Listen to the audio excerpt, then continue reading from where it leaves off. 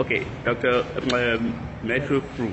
Yes. So you are the lead attorney of the Anglophone leaders who are detained in Yaoundé, and once again the trial was postponed. Yes. Can you tell us what happened?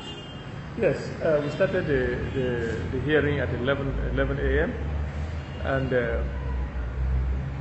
as usual, the leaders were not brought to court. The president made a comment and then asked us to observe while the leaders were not in court. Mm-hmm.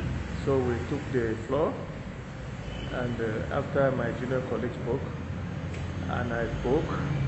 In fact, I actually asked for a proof of life because for several sessions now they have not brought them. Yes. And we're getting made to understand that the families are not allowed to visit them. Mm-hmm. So what's going on? So when I finished, all of a sudden when I just finished, my colleague from Bamenda took over, and before he said one or two words, the colonel from SED walked in, and then he just said, "Aha, it's you who have been waiting. Where are the detainees?" Yes. He said he was not served with a warrant, production warrant, and that he only saw it on social media. And then the Avocat General who was representing the case was able to prove to him that he was served. Good. And he has proof of service. Good. Now, can you explain, because people want to know why will the director of SED, right, claim that he was not served with a notice? Well, he said he was not served with a warrant. With a warrant. Production warrant. Yes. That's to produce the leaders. So the state, represented by the Avocat General, was able to prove that he was actually served. So that's when he got embarrassed, and the judge now took over and said, "Listen, I am ordering you now, in the next hearing, we want to see the leaders in front of me." Good. And said, "You will bring them." And he ordered that they should be brought by him, the colonel. By the colonel, yes.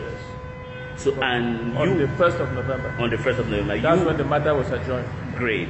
The matter was adjourned on the 1st of November. Yes. And you now, as the lead attorney, knowing how the proceeding has been unfolding, yes, do you have any hope that on the 1st of November, the leaders of the Anglophone, the interim government, will be presented in court? Yes. Given the demeanor of the judge, a very positive one, I must say, I think the colonel got the message. I think they will be brought before the court, if nothing happens between now and then.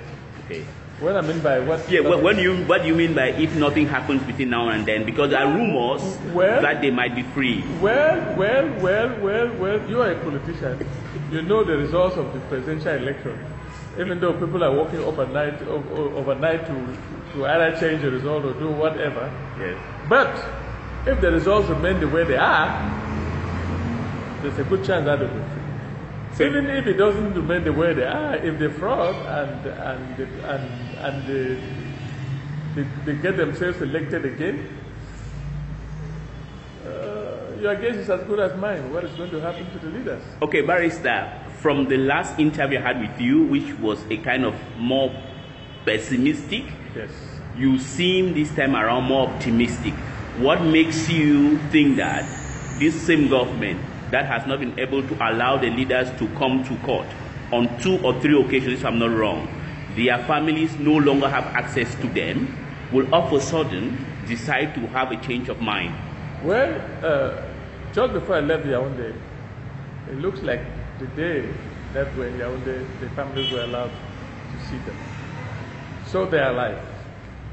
Let me put that to rest. Yes. Secondly, I'm a little bit optimistic, not quite, but because if the results of the presidential election are maintained the way they're supposed to be, because I know that Mr. Campbell won. I say this without, because I have been in the counting commission, I've had experience, I know what is going on.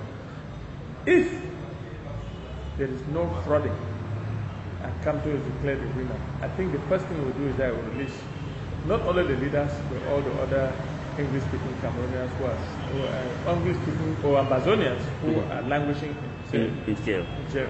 So your counting is on? I'm counting because of the political climate. Climate, yes. But I cannot be too sure. Yes. But I'm a little bit better than I was last time. Yes.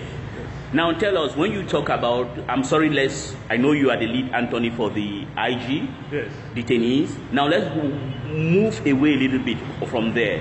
You seem to think that Kamto has won, whereas we don't have a definitive result. Isn't it premature? Is it legally allowed? Let me tell you, for a man like Kamto, a legal luminary, to decide to proclaim himself as the winner? Listen, Kamto is a legal luminary, as you said. He's a professor accredited one. Let me give the phrase title. This man got all the procès-verbals of all the police stations, and he has computed everything before coming out. I want to indicate in the law,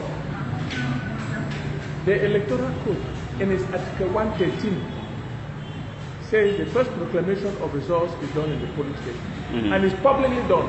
And after it's proclaimed by the polling station manager, by the president, a procès-verbal is issued to every candidate who is represented in that polling station. And then you can already say who has won those elections. I'm talking from my experience in 1992. When Frundi won, we were already aware. Okay, now what is the difference between 1992 when Frundi won? Social media has come to help the situation. It's even easier now. It's very easy now. The social media now has helped a lot, and from all my connections around the country, I can say without mixing words that Maurice Kamto has won this election. If anything happens thereafter, you know that it is no longer the normal. Okay. And to conclude, now coming back to our topic here is, so you can confidently say, perhaps, let me just say confidently, perhaps on the 1st of November, when the appeal, when the case comes up, the leaders of the interim government will be presented at the Fundi Appeals Court. Yes, that I can say, given the demeanor of the judge. Yes, they will be brought out, and if they don't bring them out, then it becomes a different story. Okay. Now, secondly, I'm a little bit optimistic because if the results of the presidential election stay the way they are.